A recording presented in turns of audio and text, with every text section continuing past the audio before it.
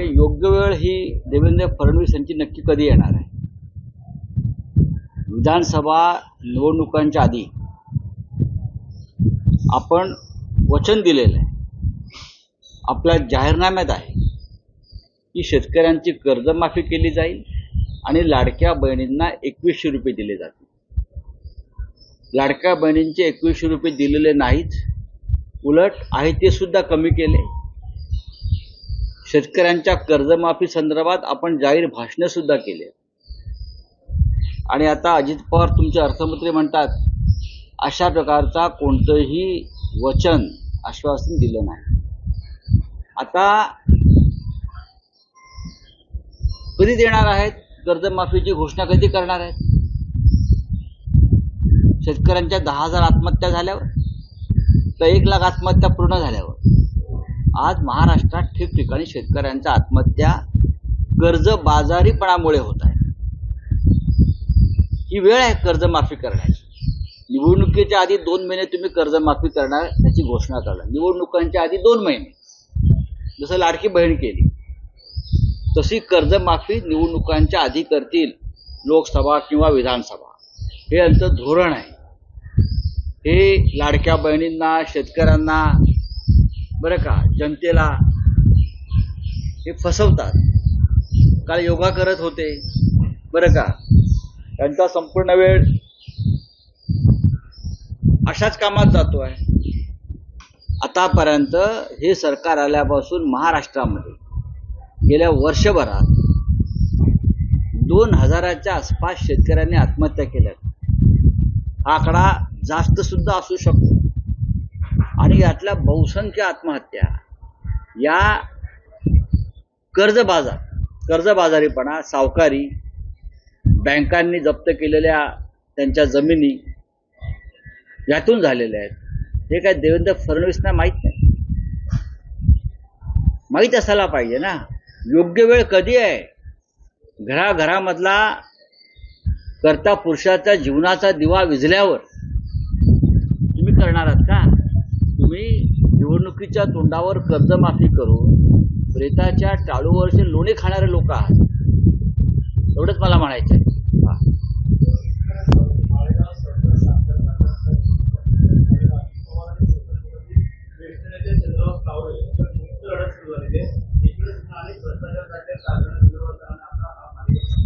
बघा, अजित पवारांसारखा राज्याचा अर्थमंत्री, जो विक्रमी वेळेमध्ये अर्थमंत्री झालेला, अर्थमंत्रीपद त्याने भूषवलं आहे विक्रमी वेळेत, ते त्यांच्या गावातल्या एका साखर कारखान्याच्या निवडणुकीत गेल्या 15 दिवसापासून ठाण मांडून बसलेले आहेत. सर्व प्रश्न वाऱ्यावर या राज्याचे. आणि त्यांना इतर कोणत्याही राज्याच्या कामासाठी द्यायला त्यांच्याकडे पैसे नाही आहेत. ठणठण गोपाळा. पण माळेगाव सहकारी कारखान्याचं चेअरमन मी झालो तर मी 500 कोटी रुपये सरकारकडनं घेऊन येईन असे ते बोलले आहेत. 500 कोटी रुपये हा लहान आकडा नाही आहे. कोणाचे लुटणार तुम्ही तिजोरीतले?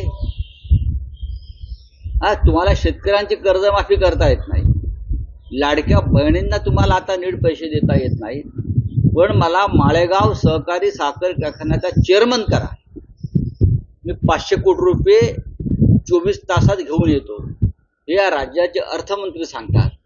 गावातल्या एका साखर कारखान्याच्या निवडणुकीत हे राष्ट्रीय नेते, बरं का, त्यांच्या पक्षाचे, हे त्यांच्या पक्षाचे राष्ट्रीय नेते अजून गावातच फिरतायत. दुर्दैव या राज्याचं की अशा प्रकारची लिडरशिप या राज्याला मिळाली.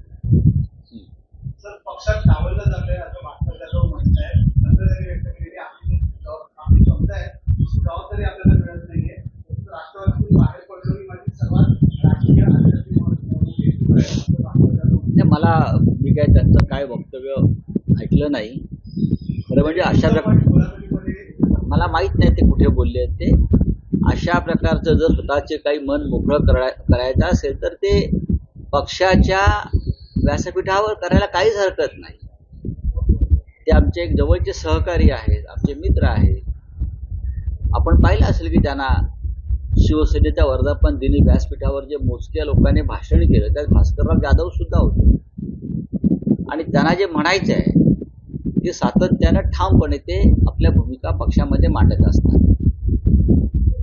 यापुढे मांडतील. ठीक आहे, त्यांनी त्यांच्या भावना व्यक्त केल्या असतील, पक्षप्रमुख त्याची दखल घेतली.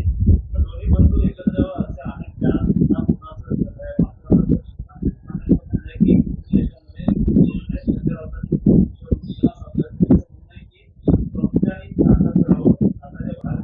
ठीक आहे, माझ्याविषयी माझं नाव घेऊन बोलले आहेत का? हा, बोलू द्या ना.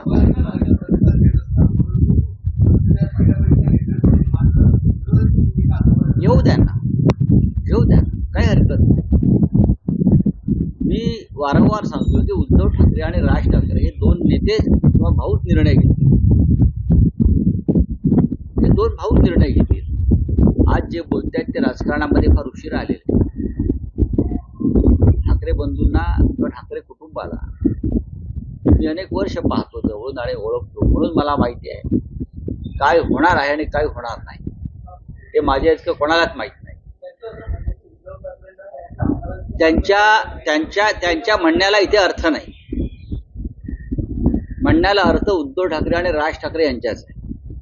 कोण काही म्हणेल याला गबाळ आणि द्या, त्याला अर्थ नाही. आमच्याकडलं कोणी काय म्हणणार नाही, त्यांच्याकडलं कोणी म्हणणार नाही. अशा पद्धतीने एकेकाळी महाविकास आघाडी सुद्धा होणार नाही, हे कसे एकत्र येऊन सरकार बनवतील अशी भूमिका होतीच ना. पण तरीही महाराष्ट्रामध्ये काँग्रेस, राष्ट्रवादी काँग्रेस, शिवसेना असे एक सरकार बनलं. मुख्यमंत्री झाला. 3 वर्ष सरकार उत्तम प्रकारे चालवलं. राजकारणामध्ये माणसानं कायम संयमी आणि आशावादी असायला पाहिजे. काही लोकांना अजून त्याचं प्रशिक्षण घेण्याची गरज आहे. नुसता उठवळपणा करून राजकारणात कुठेही चालत नाही. मी कुठेही म्हणतोय खूप संयम ठेवावा लागतो, विशेषतः जेव्हा महाराष्ट्राच्या अस्मितेचा प्रश्न असतो, मराठी माणसाच्या न्याय हक्काचा प्रश्न असतो, तेव्हा संयम आणि त्याग या दोन गोष्टी असल्याशिवाय महाराष्ट्राचं नेतृत्व आपण करू शकत नाही. संयुक्त महाराष्ट्राच्या लढ्याचा जर आपण अभ्यास केला तर संयुक्त महाराष्ट्राच्या लढ्यामध्ये सुद्धा भिन्न विचाराचे लोक एकत्र आले. मग कम्युनिस्ट पक्षाचे सगळे गट एकत्र आले, डॉक्टर बाबासाहेब आंबेडकर आले, समाजवादी पक्ष आला. हे विचारांना वेगळे होते, त्यांच्या भूमिका वेगळ्या होत्या, पण हे सगळे महाराष्ट्राच्या, मुंबईसह महाराष्ट्र मिळवण्यासाठी एकत्र आले. हा इतिहास राजकारणातल्या जे तरुण लोक आता येत आहेत त्यांनी थोडासा त्याचा अभ्यास करणं गरजेचं आहे. सोडून द्यावं, कोणाची नावं घेत? अरे सोडून द्यावं, काही हे काय राज्याचं राजकारण ठरवणार का? चला अरे सोडून द्यावं, तुम्हाला पण काय काम नाही, धंदे झाले. बोला. हा बोले.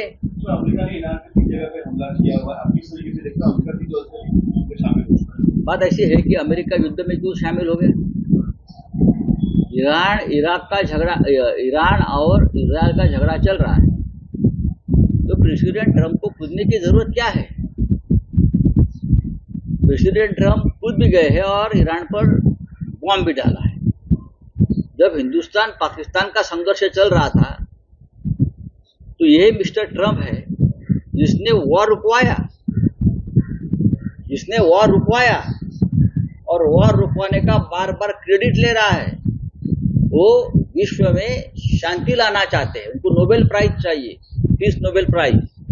और इसीलिए पाकिस्तान के जनरल मुनीर को अपने व्हाइट हाउस में लगता है डिनर को बुलाया.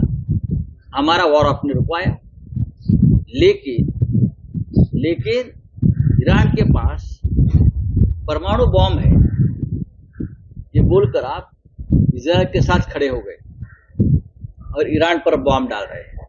तो मिस्टर ट्रंप हमारे साथ क्यों नहीं खड़े हो गए, हिंदुस्तान के साथ?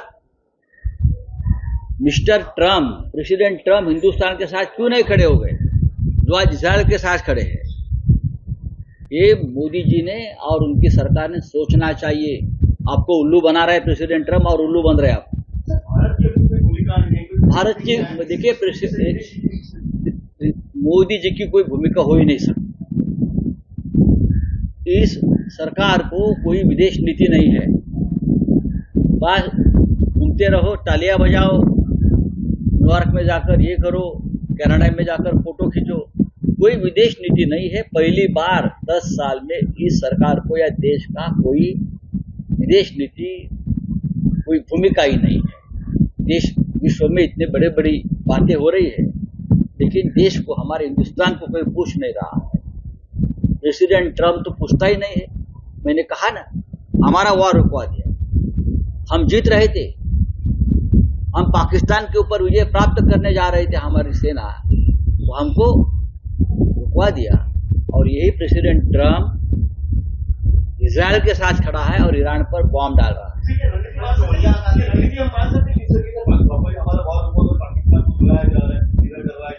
नहीं, प्रेसिडेंट, देखिए, प्रेसिडेंट ट्रम्प मोदी को चाहता नहीं है। प्रेसिडेंट ट्रम्प का हिंदुस्तान के साथ कोई झगड़ा नहीं हो सकता, लेकिन प्रेसिडेंट ट्रम्प या अमेरिका सरकार को चाहती नहीं है, ऐसा लगता है मुझे। चलिए,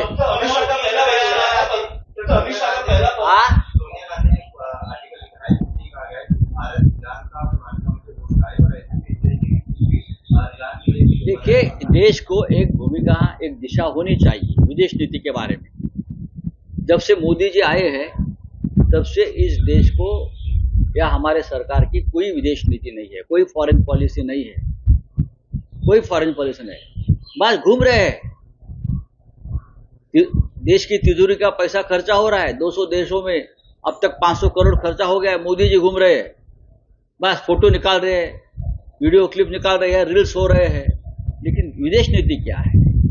हमारी ईरान और इजराइल का जो युद्ध चल रहा है, उसमें हमारी भूमिका क्या है? रशिया और यूक्रेन का युद्ध चल रहा है, हमारी भूमिका क्या है? प्रेसिडेंट ट्रम्प बार बार बोल रहा है कि हम भारत पाकिस्तान का युद्ध रुकवाया है। जनरल मुनीर को डिनर को बुलाया व्हाइट हाउस में। मोदी जी की भूमिका क्या है? मोदी जी चुप्पी साधे क्यों बैठे हैं? यहाँ बिहार में आकर बोलते हैं, महाराष्ट्र में आकर बोलते हैं, बोलिए ना। अमित शाह का पहला बयान है पहलगाम के ऊपर कि हम जो सिंधु नदी का पानी है, किसका? हमें सिंधु नदी का जो पानी है हम नहीं लेंगे, ऐसा उनका कहना है। और जो भी पानी हम पूरी जगह पे वापरेंगे, पहला उनका बयान। देखिए, ये बयान आ जाएगा। सबसे पहले अमित शाह जी ये बताइए, जिस 4 हमलावरों ने हमारे जो टूरिस्ट थे उनके ऊपर हमला किया और हमारे 26 बहनों का सिंदूर उजाड़ दिया, वो 4 टेररिस्ट कहाँ है? ये पहले बताइए। पानी की बात हम बात करेंगे। आपने वॉर क्यों रुकवाया और प्रेसिडेंट ट्रम्प के दबाव में ही क्यों रुकवाया, उसके ऊपर बात होने दो।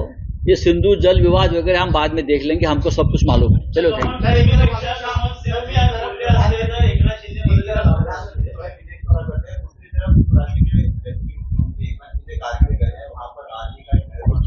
अरे छोड़ो यार। देश विदेशातील प्रत्येक घडामोडींचे लाईव्ह अपडेट मिळवण्यासाठी आता साम टीव्हीच्या सर्व सोशल मीडिया प्लॅटफॉर्मला लाईक, फॉलो आणि सबस्क्राईब करा। तसंच सर्व नोटिफिकेशनसाठी बेल आयकॉन प्रेस करायला विसरू नका।